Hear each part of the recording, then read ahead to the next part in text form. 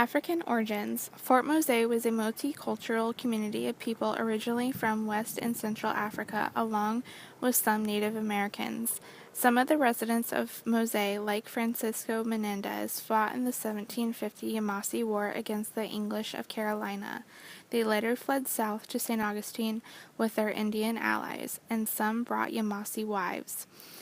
In St. Augustine, the people of Mose also interacted with and sometimes intermarried with members of the Timucua, Baja, Chiluk, Costas, Chuschis, and Chickasaw cultural groups.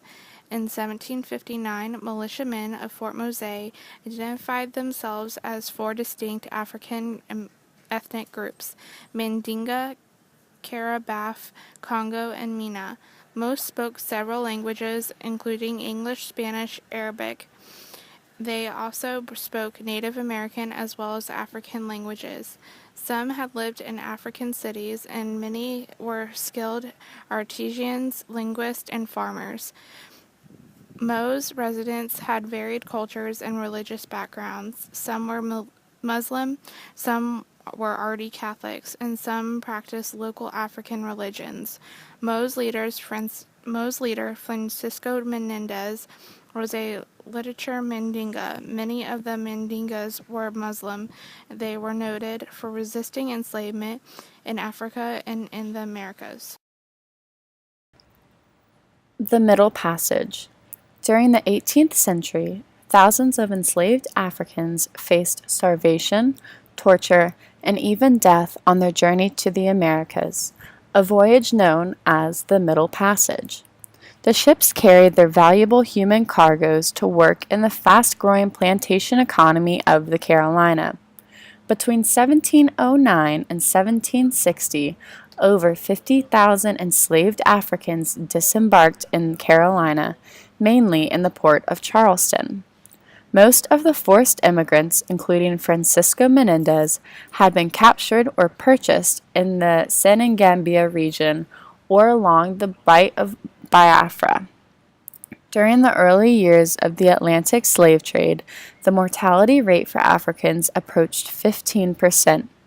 Roughly 1 in 7 died or was killed while crossing the Atlantic. Many more captives died before slave ships were loaded. Slave insurrections also cost African lives. In 1749, 218 Africans rose against their captors on the English ship Brownlow. 62 died before reaching Charleston. British enslavement. Once in English Carolina, the enslaved Africans were forced into labor and had no legal standing and few rights. Africans labored on indigo plantations as lumbermen and cattlemen. They produced materials for shipbuilding and cleared land. Slaves in Carolina had no resource to legal or religious protections that governed the treatment of slaves in Spanish Florida. They were not allowed to marry and could not hold property. By the early 1700s, the number of slaves in the Carolinas far exceeded that of their English overseers. They lived in an unstable frontier society with constant Indian raids and growing conflict between the Spanish and English. Despite constant vigilance, torture, and public executions, many people from Congo and Angola fled enslavement for the promise of freedom in Spanish Florida. Their kinsmen remained behind, eventually developing the Gula and Geechee cultures of the Anglo areas. Escape and flight. In 1693, Spain's King Charles II proclaimed that any English slave who reached Spanish Florida would be granted freedom upon converting to Catholicism. By sea and land, Africans fled to St. Augustine on a dangerous journey with a strong chance of recapture and punishment. Many joined Native American allies and fought the English in frontier wars and raids.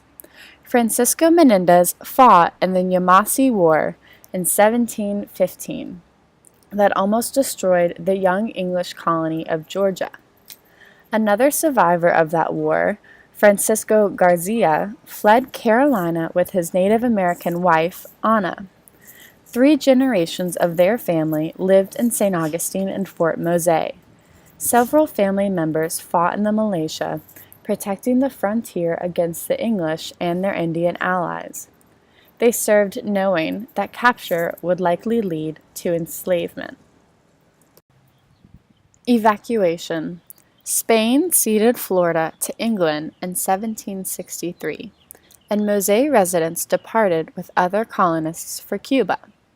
During Fort Mose's final years, life on the frontier grew more difficult. Constant attacks by English and Indian raiding parties drove Mose residents to seek protection each night inside St. Augustine's fortified walls. The English capture of Havana in 1762 sealed the fate of Florida's Spanish settlement. The peace treaty ending the 7 Years' War called for Spain to transfer Florida to England in return for the more valuable island of Cuba.